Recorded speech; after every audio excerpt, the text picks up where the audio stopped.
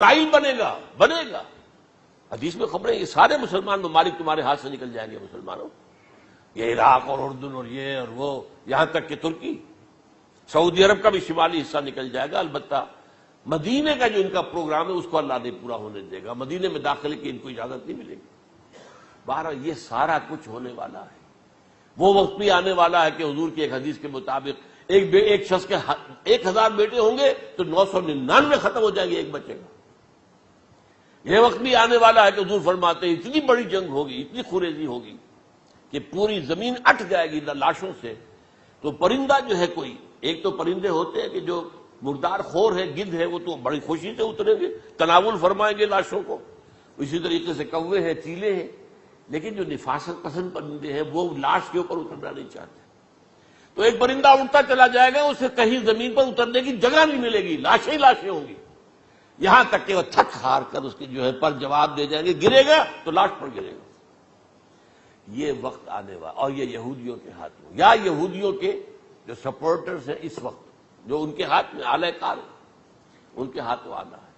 میرے نزدیک اس کام کے لیے اس ملعون قوم کو کہ جو حضرت عیسیٰ کے زمانے سے ملعون ہو چکی ہے، اس کو باقی رکھا گیا ہے، اسے یہ موقع دیا گیا ہے۔ اس نے اسرائیل بنا لیا ہے، تقریباً 2000 سال کے بعد وہ دوبارہ آ کر آباد ہوئے اس سرزمین میں جہاں سے نکال دیے گئے تھے 70 عیسوی کے اندر۔ یہ سارا کچھ کیوں ہو رہا ہے؟ ان کا یہ استثناء کیوں کیا گیا؟ یہ بڑی تلخ بات ہے، یہ یاد کر لیجیے، کیونکہ یا تو قوم اسی وقت ہلاک کر دی جاتی جیسا کہ ہوا قوم نوح، قوم ہود، قوم عاد، قوم ثمود، قوم شعیب، یہ ہوا کہ نہیں ہوا؟ اور سدوم اور عمورہ کی بستیاں جہاں حضرت لوط بھیجے گئے، اور آل فرعون جو ہلاک کیے گئے، یا تو پوری قوم ہلاک کی جاتی؟ نہیں، یہ یوں سمجھیے کہ اس پورے معاملے کو درمیان میں سے ایک وقفہ دے دیا گیا، حضرت عیسیٰ کو اٹھا لیا گیا، اور حضرت عیسیٰ دوبارہ آئیں گے۔ یہ کیوں کیا گیا؟ اب اس میں بڑی تلخ بات آپ سے کہہ رہا ہوں، یہ آپ کے لیے قبول کرنا آسان نہیں، حلق سے نیچے اٹھنے کی مشکل سے۔ اس قوم کو زندہ رکھا گیا ہے جو ملعون اور مغضوب علیہم قوم ہے۔ سب سورہ فاتحہ میں مفسرین لکھتے ہیں ضالین، یہ نصارہ ہیں، اور مغضوب علیہم یہ یہودی ہیں۔ اور قرآن کہتا ہے لعن الذین کفروا من اہل الکتاب علی لسان داؤد عیسی ابن مریم، لعنت کی گئی ایک ملعون اور مغضوب قوم کے ہاتھوں آخری امت محمد، اور اس کا بھی بہترین حصہ، اس پر عذاب ان کے ہاتھوں آئے گا، اربوں پر عذاب یہودیوں کے ہاتھوں، اس لیے ان کو بچایا گیا۔ یہ میں نے کئی دفعہ واقعہ سنایا، مولانا اصلاحی صاحب بتایا کرتے تھے، کیونکہ وہ راجپوت تھے، یو پی کے راجپوت مشرقی حصے کے، کہ ہمارے ہاں کوئی نوجوان اگر کوئی بڑی گری ہوئی حرکت کرتا تھا تو اس کے سر پر چمار کے ذریعے، چمار کے ہاتھوں جوتا لگوایا جاتا تھا۔ اگر راجپوت کے سر پر راجپوت کا جوتا گرا تو چلو تکلیف تو ہوئی، لیکن یہ کہ راجپوت کا جوتا گرا ہے نا، پڑا ہے، لیکن راجپوت کے سر پر چمار کا جوتا، جس کو آپ انگریزی میں کہتے ہیں to add insult to injury, وہ تکلیف بھی ہے جوتا کھانے کی، اور انسلٹ ہے کہ ایک چمار مار رہا ہے۔ یہ امت سب سے خیر امت ہے، کنتم خیر امت اخرجت للناس۔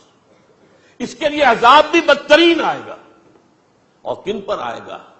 اس امت کا جو اصل نیوکلیس ہے عرب، جس کے بارے میں حضور کی حدیث موجود ہے ویل للعرب، عرب کے لیے بہت بڑی ہلاکت۔ اور آج ہماری نظر میں آ رہا ہے وہ ملعون اور مغضوب علیہم قوم، ان کے سینے کے اندر خنجر کی طرح بھونکی گئی ہے، اور 30 کروڑ کے قریب عرب بے حمیتی، بے غیرتی، بزدلی، کمزوری، ذلت، مسکرت کی مثال بنے ہوئے۔ کوئی بول سکتا ہے اس اسرائیل کے خلاف؟ کوئی بول سکتا ہے؟ 30-35 لاکھ آدمی ہے اسرائیل کے اندر یہودی، اس سے زیادہ تو امریکہ میں 50 لاکھ کے قریب، کل 1.25 کروڑ آدمی ہے یہ یہودی پوری دنیا کے اندر۔ لیکن دیکھیے جو چاہتا کرتا ہے، جب چاہا اس نے عراق کے ایٹمک انسٹالیشن کو تباہ کر دیا، اور سعودی عرب کی فضا میں اس کو فیول کیا ہے انہوں نے، دوبارہ ری فیولنگ جو ہوئی ہے ان کے جہازوں کی، وہ سعودی عرب کی فضا میں ہوئی۔ اللہ تعالیٰ نے یہ کوڑا ان مسلمانوں کے لیے رکھا ہوا ہے کہ جن کے رتبے ہیں سوا، ان کی سوا مشکل ہے، جتنا اونچا مقام اللہ نے دیا عربوں کو، ان میں حضور کو اٹھایا، ان کی زبان میں اپنا آخری کلام نازل کیا، تو ان کی ذمہ داری بھی بہت ہے۔ جن کے رتبے ہیں سوا، ان کی سوا مشکل ہے۔ یہ ہے میرے نزدیک واللہ اعلم